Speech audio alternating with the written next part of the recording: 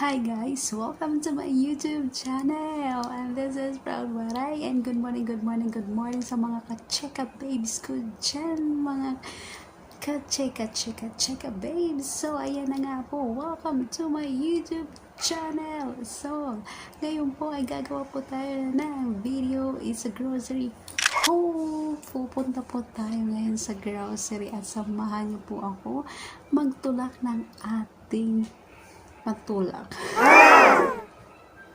So guys, tara po, samahan niyo po ako, and if you like this video, just give me a thumbs up and subscribe, at don't forget to click the notification bell para lagi kayo updated sa aking mga videos. So tara na po, at sisimulan na po na natin to para hindi na magtagal, kaya dyan lang kayo at abangan nyo.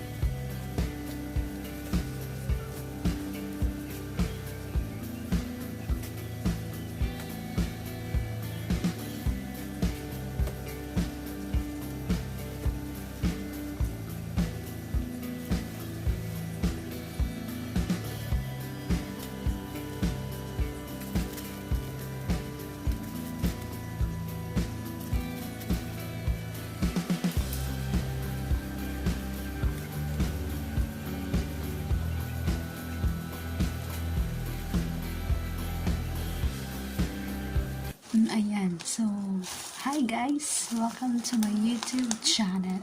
Once again, dito na po tayo sa bahay, kakarating ko lang. So nabugas na ako ng kamay. So ngayon po ay sisimulan na po natin magligpit ng pinamili po natin. So tara, let's.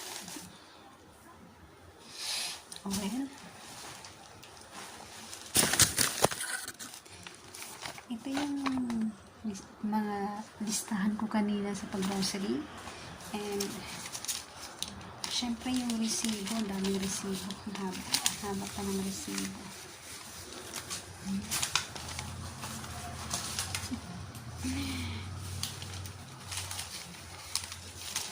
Resibo, daming resibo, dyan na siya.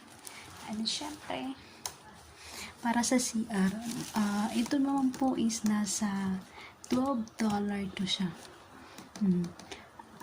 Para sa toilet, dental.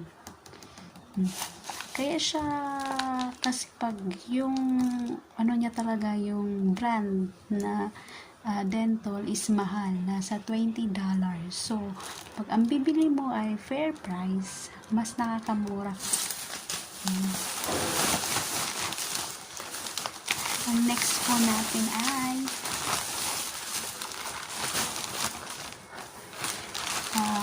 Fairprice ulit, Royal toilet paper, nasa $4.95. Alam ang presyo.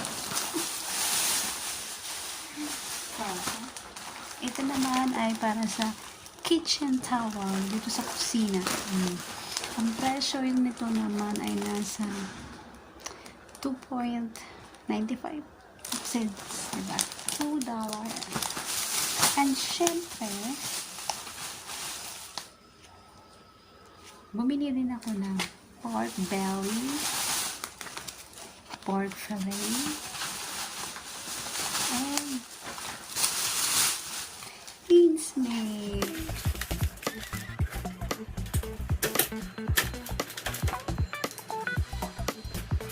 Siyempre, bumili ako ng bread. Breakfast para bukas. Nasa $2. And biscuits. Fanex.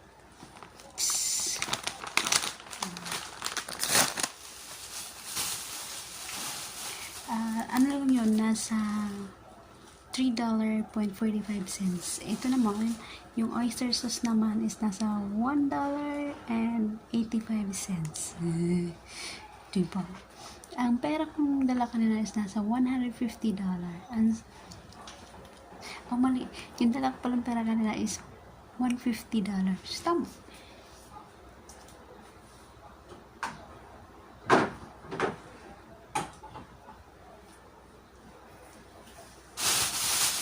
Of course, hindi mawawala ang grocery natin ay egg.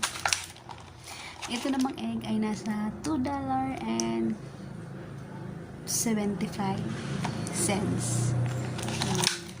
12 pieces.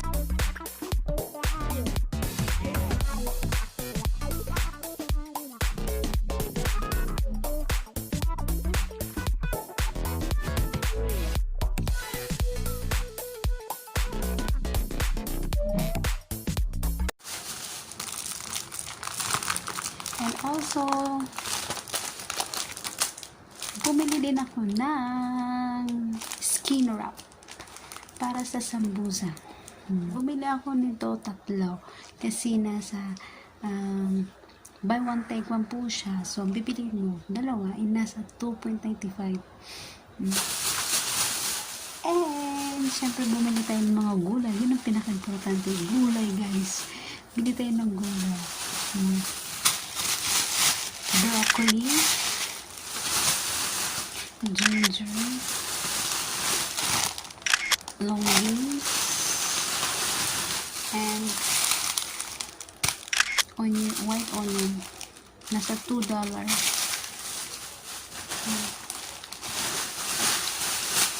And red pepper, nasa 92 cents. And green pepper, nasa 59 cents.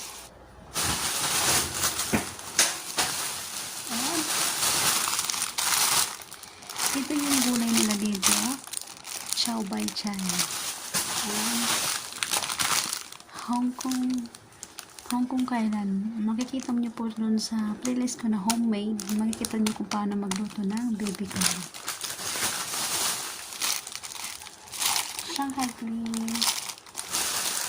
Mga mura lang po ang gulay nila dito. Nasa $1 or nasa $2. One more thing.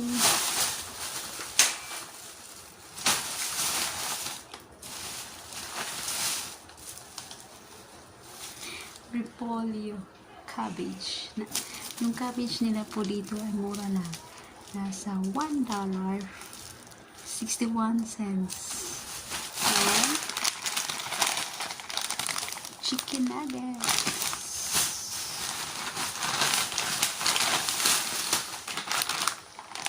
Buy one take one po siya.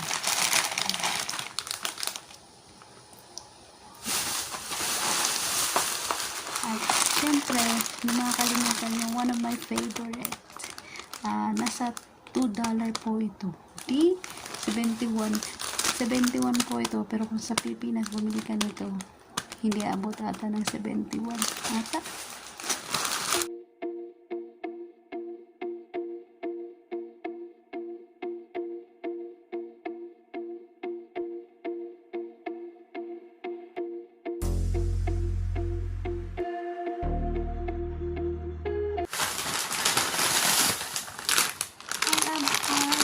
My coffee nasa $5.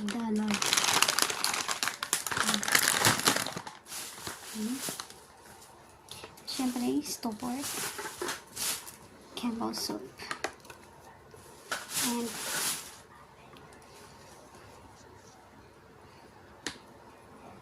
luncheon meat.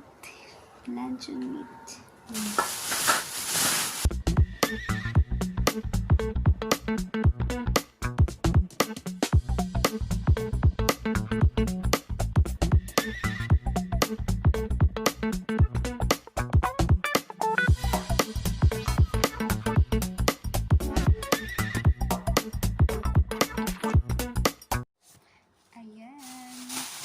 So guys, ayan yung meron pa naman ako dito nabili is yun nga, yung panghuli natin yung pinaka the best. Yes!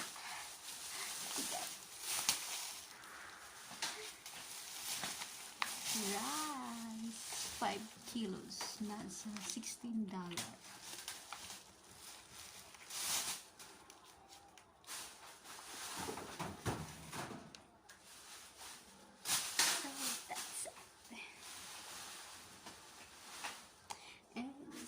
So, matotal po ang nagastos ko po ay nasa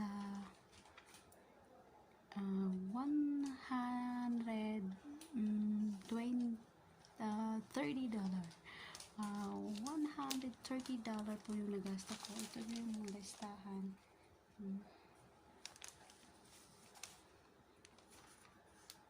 Ayan. Ito yung unang listahan, 103. Meron po kasi dalawa. Pabalik-balik po kasi ako kanina, $12. And then, $14. Pabalik-balik ako, so, more or less, nasa mga 125. Mga ganun lang nag-gasto ko. So, that's it mga guys, ang aking grocery haul. At sana nagustuhan nyo. And give me 10 seconds, subscribe. And don't forget to click on the notification bell para lagi kayong updated sa aking mga video. So, pagpasensya nyo ang ginawa kong video today is just only silent videos kasi yung amo ko na natutulog po sa sala. So, ayoko naman po siya disturbuhin. Magsigaw-sigaw po ako dito. And thank you so much sa lahat ng mga sumusuporta po sa akin. And thank you po. Ayan, hanggang dito na lang and bye for now.